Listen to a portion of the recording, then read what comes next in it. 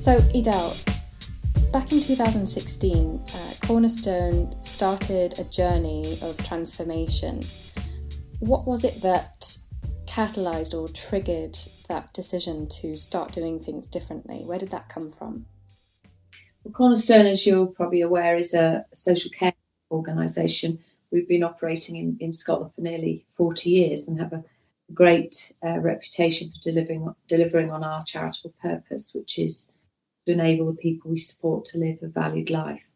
And with all the recent turbulence really in the social care market in the UK, mainly because of austerity and the severe cuts to public funding, like a lot of major care provider organisations, we spent the 3 years prior to 2016 doing all we could to respond to those changes without it having an impact on the care and the quality of care that we provide.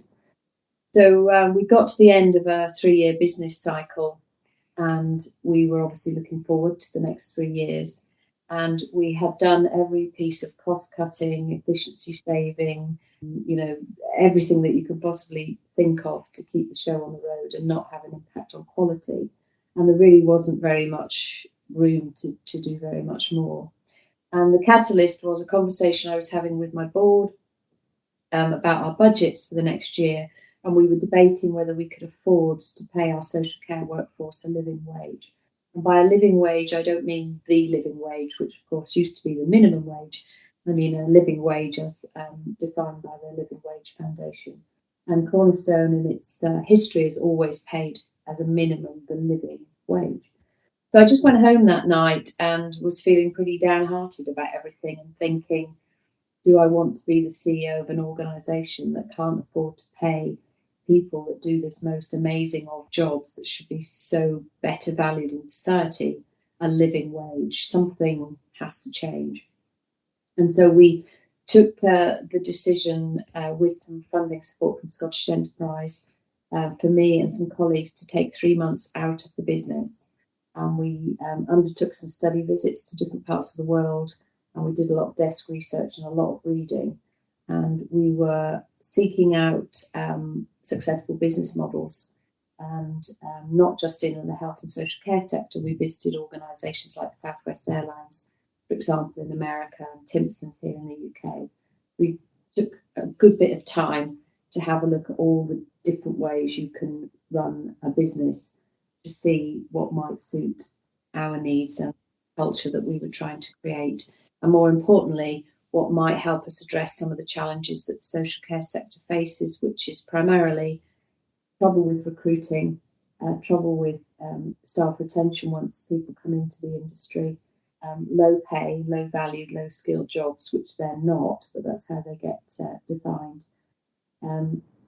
Severe restrictions on contracts, which were making it difficult for us to meet our charitable purpose. We could deliver on contracts well, but we weren't doing all those amazing extra things that really help people to live valued lives. So we were trying to address a number of problems with the new strategy, and following that period of research, Local Cornerstone, as we call it, the new model, Local Cornerstone was born.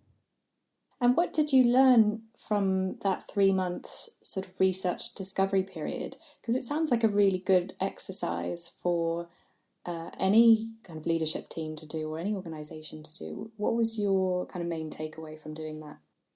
It was massively worthwhile. And funny enough, when I speak about Local Cornerstone and our experience at conferences and events, one of the things I always get asked is, my goodness, you were allowed to take 3 months out of the business, because most organisations, particularly in the delivery of public services, just wouldn't have either the capacity or the resource to do that. So we know we were very fortunate.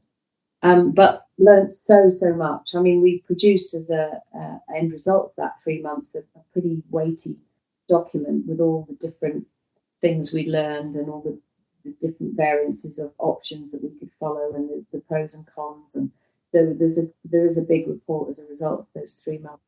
But we learned a lot about how employee engagement and this principle of genuinely trusting people to do a good job, whatever sector you're in, really makes such perfect sense. And yet, for some reason, so many businesses treat their colleagues almost as if, they've had their brains removed work, this whole task and time and task approach and very hierarchical, very top down, so alien actually when you stop and think about it. So that was probably the biggest learning. We learned also a lot of things that we didn't want to do, particularly in our trips to the States. Although we saw some very good practice over there, we also saw some things happening culturally within healthcare and social care businesses that we wouldn't have wanted to emulate. So we learned huge amounts from all our visits, and local Cornerstone really is a combination of the best bits of everything that we saw and heard and felt. Feelings were really a strong part of this too. You can feel the culture of an organisation sometimes when you go to visit. And then having completed that kind of 3 months of research and curated all of your lessons and insights from that, what was the next step then in creating this new model? Well, we had a small project team initially of just 3 of us, and we kept things pretty confidential because we didn't want to be drip feeding information to the business, which would probably have caused anxiety, and people find change difficult. So the first thing to do was, once we were pretty confident that our research had come up with a way forward, we undertook an exercise around risk, because when you do anything transformational, there is, of course, an element of risk. If there wasn't, everyone would be doing it.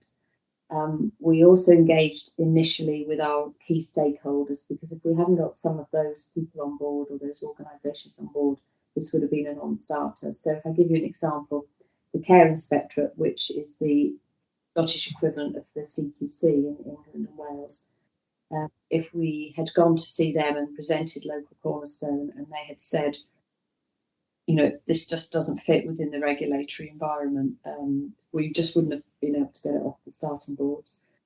The same with our 19 commissioning health and care partnerships. We needed to make sure they would support us through us delivering on their contracts to try this new model in their area.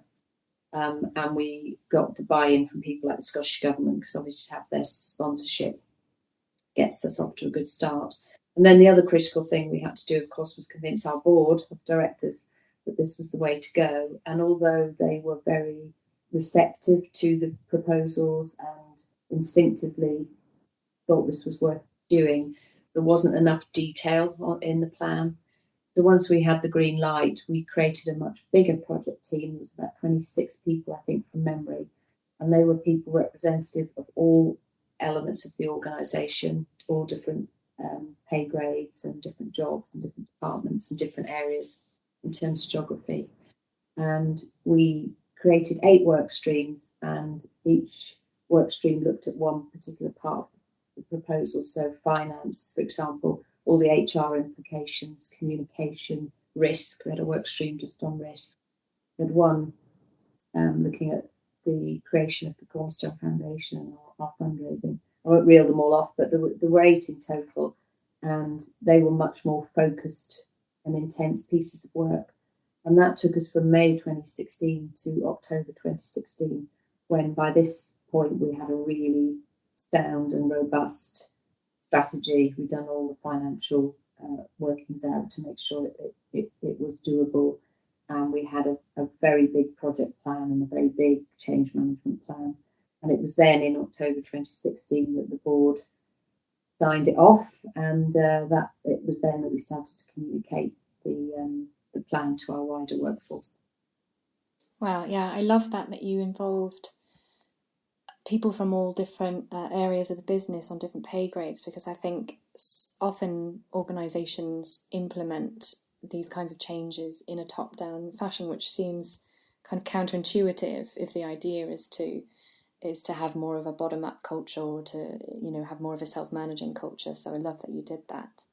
We were going back and had our time again, we would probably involve even more people. We were trying to keep it confidential because we didn't want to go to engage the wider workforce until we had a really well thought through plan and we could answer all the questions. The last thing we wanted was to create, instability and anxiety. But actually, with hindsight, some of the secrecy around that project team had that very same impact. People were starting to get worried about, what was going to be announced at the end of the project phase. And although the strategy is pretty high level, and everything we've done since to try and implement it has very much been about local communities and colleagues working at every level of the organisation being involved, I think with hindsight we could have got the involvement piece at the beginning even better. I think we could have done that even better. But I take your point. You really can't lock 3 senior leaders and a board in a room and come up with a strategy that's all about trust and empowering your staff. You have to involve everybody to make it a success. Yeah. So on that note then, once you had kind of approval from the board, how did you then start engaging, the wider organisation and start to implement or sort of evolve the organisation? Well, the first thing we needed to do, of course, was to communicate the plan. So we're a large organisation, because that depends on who you're comparing us with, but a significant size. So we have 2,500 employees. We support 3,000 people. We have a turnover of 40 million, just for some context. And we operate right across the country, from the Scottish borders up to Moray in the north and everything in between. So the very first thing we needed to do was to communicate this strategy, why we needed to change, what were the principles of the strategy rather than the detail of it, and obviously how we wanted people to engage going forward. So we had 34 roadshows that we held around the country, and I personally, people felt strongly that the CEO should be giving out the message. I think I did all but 2, so I was pretty exhausted during the period October to December, but in a good way, because I did get the chance to speak to almost everybody that works for us. But it was important that we did these roadshows at times that suited the workforce. We're a 24-hour business, so doing them all during the day wasn't going to work for some people, so we did some in the evenings and so on. So that was the first thing, was communicating. And in addition to the road shows, we gave everybody a booklet, a strategic plan booklet, so they obviously had their own copy. We set up a frequently asked questions page on our intranet, and some people said it all came as a bit of a surprise, and why didn't we tell them earlier? But my answer to that, of course, is you have to tell people something for the first time. There's always a first time, and we wanted everyone to hear the message for the first time rather than it, again, drip effect. So that was the first thing we did. And then we had to start the restructuring, because in order to implement the flat structure, the coaching culture, everything that was in the strategy, we had to completely reorganise the organisation. And it was imperative that we got the right people on the bus.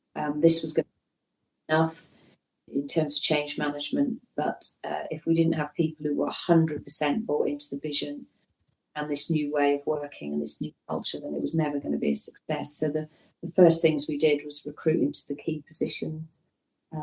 So we've lost 9 layers of management, but there were roles for people to be coaches, to be branch leaders. We've structured our business into sort of 10 business units that operate like franchises. We needed a new leadership team. So the very first thing we had to do was to go through a really robust, non-compromising recruitment process to make sure that everybody that had a seat on the bus was 100% aligned to the strategy, facing in the right direction and willing to work as a team. And that was quite difficult, because we lost some very loyal, long-serving members of staff who are great people, but they either didn't buy into the vision or they found the non-hierarchical kind of coaching approach to work just too difficult either to understand or to get on board with. So that was a tough time, and you can imagine, that took some time just to recruit into all those new posts.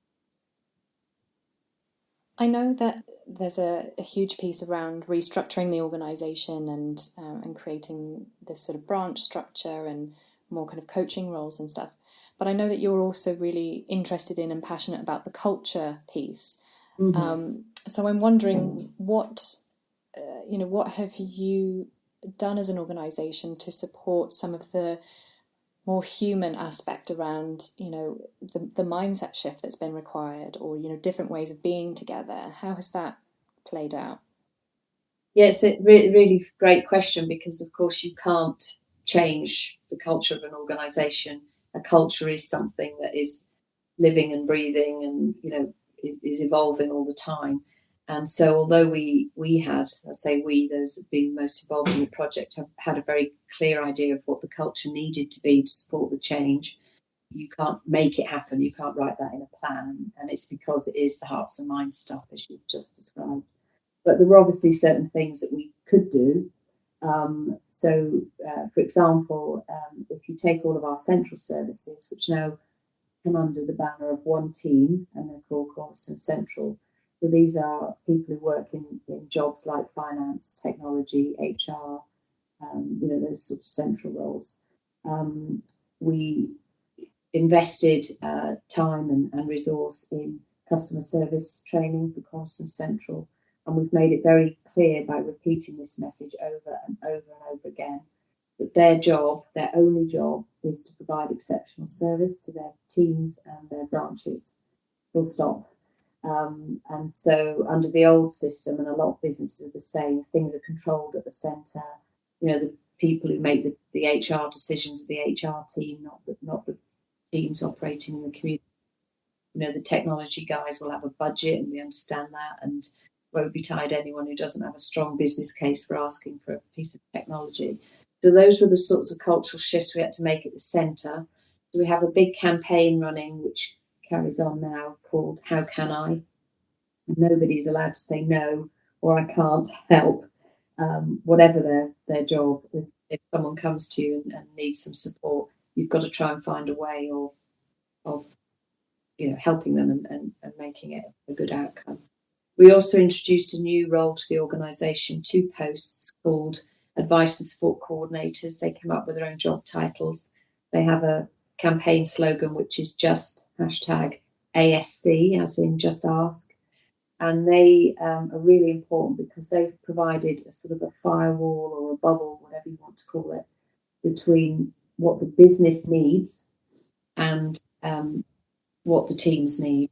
Because we need the teams to be freed up to spend as much time as they possibly can with the people we support, not doing paperwork, not filling in forms, not responding to requests from the business to give us data. So the advice and support coordinators are there to own any request, any problem, any query, anything that the teams have. And they take ownership of it, and they go away and they sort it out. So that means the teams in the local communities are not spending time on unnecessary business activities, which you'll know will be commonplace in a lot of organisations. That's not to say they don't have to do some paperwork, although it's all done using technology. So those were some examples. We reviewed all our policies and procedures because in a very regulated industry, people are not always trusted to do the right thing. I mean, we have a laugh because one of our policies was a bad weather policy, and it actually said in it, if there's a thunder and lightning storm, do not take someone in a wheelchair to the top of a hill. I use that as an extreme example, but again, that's not unusual in businesses of our size, where something goes wrong once. I don't think that ever even happened, by the way. But, somebody writes a policy, and in the end, you get to a point where we had a policy on how to drink water safely. We had a policy on how to write policies, would you believe? So in terms of culture change, we needed to send a really big signal that we were trusting people in the communities who know the people they support to do the right thing and to deliver on our charitable purpose. So we reduced all of our policy and procedures massively, not just in the number that we have. For example, we had 52 HR policies. We've now only got 7. But we also put most of them onto one piece of paper. Bullying and harassment, for example, which we have to have because of our regulation, is one line. It just says bullying and harassment will not be tolerated at Cornerstone. You don't really need to say anything else, but a lot of companies, as we did before, had 17 pages on bullying and harassment and flowcharts on who you report to and what forms you need to fill in. So that sent out a really big signal that, we're freeing you up to make your own decisions. We don't authorise expenses anymore people have to have their expenses in a place that's transparent, including me, so anyone can look at anyone's expenses. But in the old days, everyone's expenses had to be signed off by a manager, in some cases two. We let people authorise their own annual leave. So these are just some examples of things that we've been able to do quickly that send a message that, the culture is changing, and people can actually feel it. But the biggest impact has been the coaching culture. So we have a team of coaches, but even if you're not involved directly with a team of coaches, we have invested a lot in training. So we all now take a coaching approach to everything that we do within this business, absolutely everything. So there's no command and control. There's no, work performance management in what you would imagine in a typical business. It's hard, and I find it hard myself. You don't get to be a CEO without doing a bit of telling people what to do. So we've all had to really work hard at this, but there's a whole different culture just emerging in the organisation where people feel free to make decisions and to do the right thing and to use their initiative and creativity. It's quite amazing to sit back and watch it happen, actually. Still got a long way to go. Yeah. How has it been for the teams, kind of going from, having to get permission for certain things and kind of reporting to a centralised function to being much more responsible and autonomous? How have they found that? Well, some, of course, have found it very easy to do. Others have found it more challenging. And we're not 100% into self-managing teams yet. We've got, I think, last time I looked at the numbers, we were on about 44 teams. So we've still got a way to go on that. We made it voluntary at the start. We obviously didn't make it voluntary to engage with the strategy, and we didn't make it voluntary to use the new technology to opt in and out of the new structures or anything like that. Of course, it would never have worked. But in terms of going into a local care and support team, as we call them, we made that voluntary because I felt really quite strongly that you can't force people to work in this way. If they don't want to, they're not going to make a success of it. And so what we found, which is very typical in change management, is that you had a third of your workforce who were up for it straight away, excited, inspired, our pioneers wanted to get going. We had a third who were prepared to wait and see how the first teams got on, and then they would take a little bit of time to decide if it was for them or not. And then, of course, you get the third, sadly, who are not going to buy into the change. And over time, most of those people leave the organisation and go and work somewhere else, which is fine because it has to be for them. So because we started with our pioneers and the people who were raring to go and wanting to make it a success, and we incentivised them as a pay increase for people who work in a team as a team member, then they've all, on the whole, found it a very positive experience. But as we create more and more teams, we are also seeing some challenges. The main one, I'd say, and this is a question probably more for a team member than for me, but the main one I'd say is just the removal of an immediate line manager. Because if there is conflict in a team, if a problem has to get solved on a Friday evening, somebody's called in sick and there's a shift to be covered, there was always one person who was accountable and one person to go to, to complain about things. And of course, they're not there now. It's a collective team responsibility. The individual person might still be there, but of course, it's their job not to be that team leader anymore, but to be a team member. So I'd say that's probably the biggest challenge for most of the teams.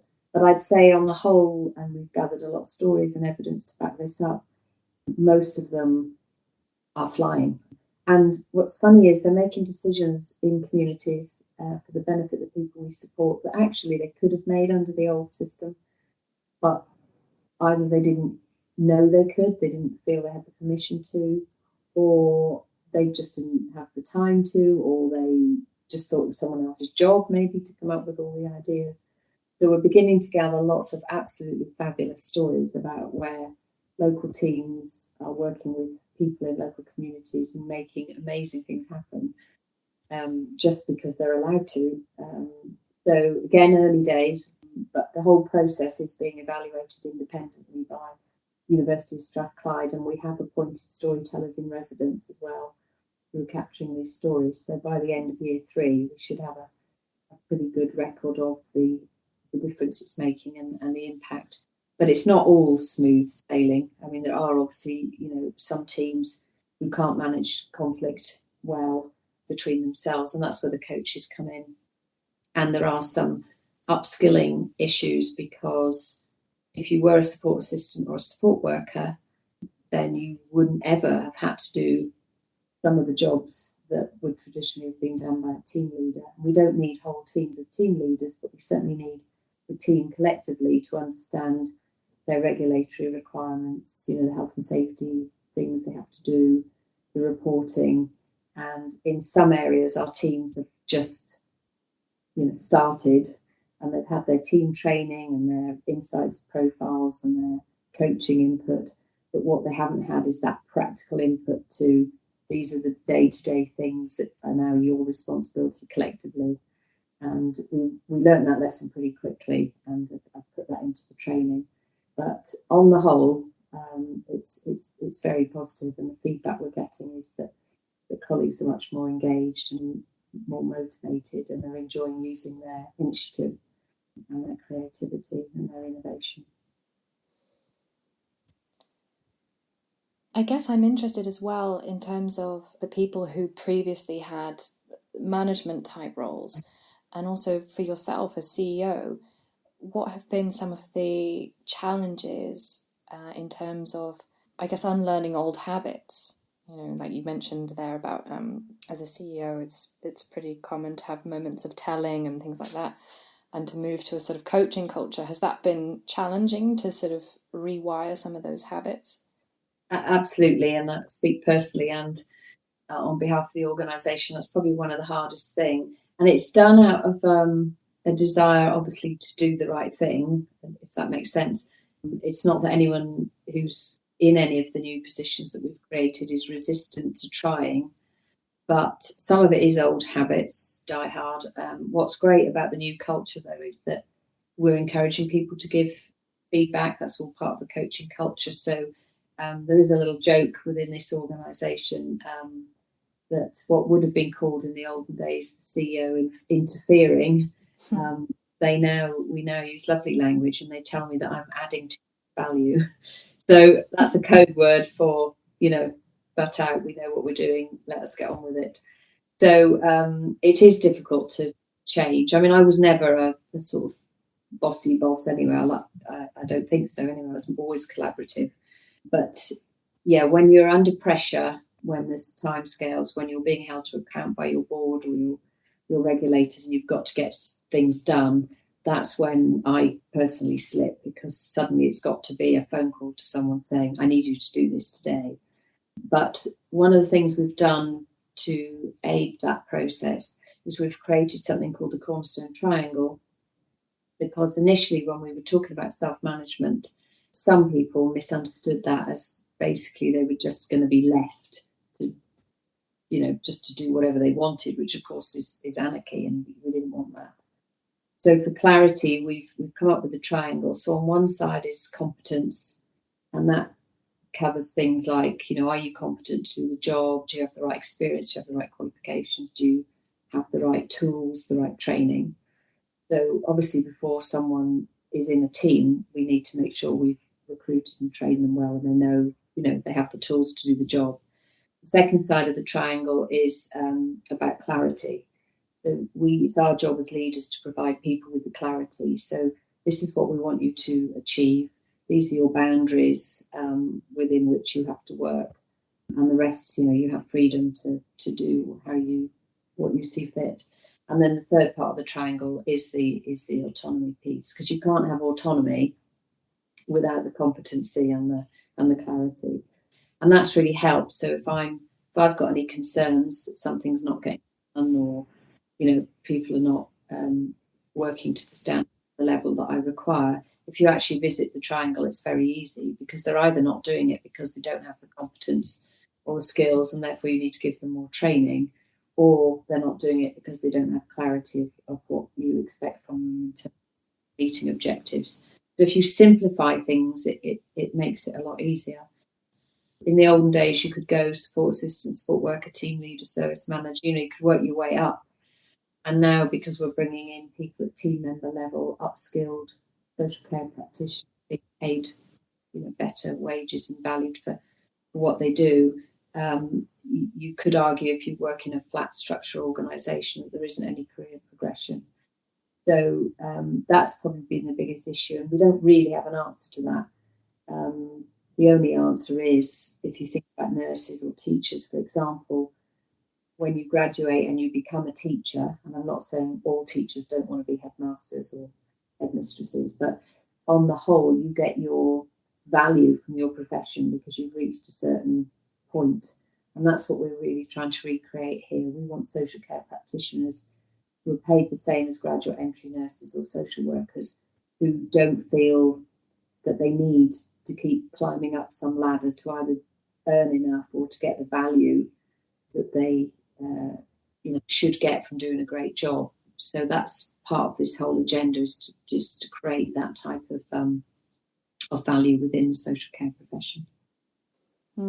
I love that triangle of competence, clarity, and autonomy. I think I can see how helpful that is in terms of seeing what's getting in the way or what's needed if people aren't sort of stepping in, or if something's not working out. And it's simple. That's the other big part of this change program, is keep it simple. As we're really trying to take away all the unnecessary complication out of our business processes and the way we do things, and make everything as simple as possible. Definitely. I know that obviously you're quite inspired by Buurtzorg, and I know that that's one of Josta Block's main kind of messages, is keep it really simple. Yeah. I mean, one of the study visits that we did in that 3 months was to Buurtzorg. We thought we'd discovered them. We didn't realise that the whole world was watching doing. And Jos and I've met on a number of occasions now, and him and his colleagues have been a huge help to us. We're not replicating the Buurtzorg model. We need to be clear about that for obvious reasons, but massively inspired by Buurtzorg. And within local Cornerstone, you will see, a lot of the things that Buurtzorg do really well, like the coaching culture, the flat structures, the self-management. So we're hugely grateful to them for not just their time, but for how willing they were to share their great company with us. And we really enjoyed our study visit over there. So what's next for Cornerstone? What can you see are areas that you'd like to develop further, or kind of current challenges? How do you see the future? Well, we've obviously still got a fair way to go just in implementing this 3-year strategy. We should have the whole organisation working in a local care and support team, and have all our technology implemented, and everything done and dusted by the end of 2019. So we've still got a fair bit to do. There are some ongoing challenges, but nothing that we really feel is insurmountable. So there's 2 next stages, if you like. The one that we're currently in, so we're well through year 2, is about the external influencing. We really want to affect systems change in social care in the UK. We want to transform social care in the UK. So a lot of our time and energy in year 2, with funding from Big Lottery England and Carnegie UK Trust, is about how we influence systems change. So we're working on a number of commissioning tests with our health and care partnerships to look at how can services be commissioned differently. So we move away from trading in hours of care, and we genuinely give teams and local communities, the freedom to do what's best for the people that they support in a very person-centred way. So that's very exciting. We are hosting a lot of study visits ourselves now from across the world. Just last week I was in Newcastle. I'm going to be in Cambridge the day after tomorrow. Got visitors from the Basque Country last week. We've had people over from Australia. I could go on, but there's lots of opportunities for us to support other organisations and other people who want to try and work differently, and we're happy to do that. And then the other big agenda item in terms of the future is social franchising. And we're working at the moment on looking at licensing and franchising for local Cornerstone to see if there are opportunities for other organisations to take all our learning and to apply their model to their organisation. So not to copy something exactly, because every company is different. They will have their different cultures and their different ways of doing things. But we're looking at how we license the 8 elements of local Cornerstone so that we have a package, if you like, that we can offer to other companies, people, to improve things within their businesses. And there's some opportunities at the moment in rural communities in particular, where local communities want to provide care and support to their elderly population. And because of the rural nature of these communities, there's often not a care provider in there because it doesn't make commercial sense. And local authorities and NHS struggle with recruiting in rural communities and so on. So we're supporting some communities themselves. So we're not providing the care and support, but we're providing support to the community to set up a team, a mix of paid and volunteers in most cases. And we give them access to coaching, we support them with payroll, we obviously support them with training. So all of that is naturally happening without us ever really writing it down in a plan. And I think that's what the future holds for us. I think there's so many opportunities for us to support others to do something similar to what we've done. And we're really eager to do it, but we want to do it in a not overly controlled way, but in a way that protects our interests too. It seems like there are more and more alternative models for healthcare kind of popping up, and to me it seems quite hopeful and encouraging. What is your take on the landscape of the healthcare sector and all of these people coming to visit Cornerstone, for example? Do you feel optimistic that real change can happen and sort of spread? I do feel optimistic. I'm a naturally optimistic person anyway, but there is something happening out there. If I say out there, meaning the broader public service delivery, commissioning, NHS landscape. And it's driven really by the last few years, the last few years of austerity. And there's an absolute recognition that with an ageing population and with less public money, that something has to change. People have been saying that for years. I mean, I've gone to so many conferences and meetings and events where everyone says it's a crisis in social care and something's got to change. And that was really, the catalyst also for us starting this, where we were fed up really of having these conversations. And we were waiting for everyone else to change. We were waiting for commissioners to give us more money, or for the government, make some sort of policy statement, or for some tax increases or something. And in the end, we decided, look, someone's got to try something. So let's be brave and try something differently. But what's been interesting is the response that we've had. Not only is it flattering, but it's really encouraging. And the fact that all 19, for example, of our commissioning authorities are on board. None of them have said, don't try this in our area. The Care Inspectorate and the Scottish Social Services Council are supporting us. The government's supporting us. So there's a real appetite for innovation, and there's a real appetite, I think, to embrace change, which we wouldn't have had, 3 or 4 or 5 years ago. So I'd like to say that we timed this perfectly by design, but actually the timing's just been perfect almost by accident. And the fact that we've got, for example, 7 authorities coming on board as part of the commissioning tests gives you an indication that there's a willingness to do things differently. If 3 years ago we'd suggested to our commissioners that they come to a workshop by Cornerstone on commissioning, they probably would have laughed us out of the room. Whereas, when we set up the workshop, we had to go to a bigger venue. There was so much interest. So I'm pretty optimistic that if enough people get together, use their creative energies positively, and are prepared to take some risks, there's definitely some risks in this, then it's possible to move mountains.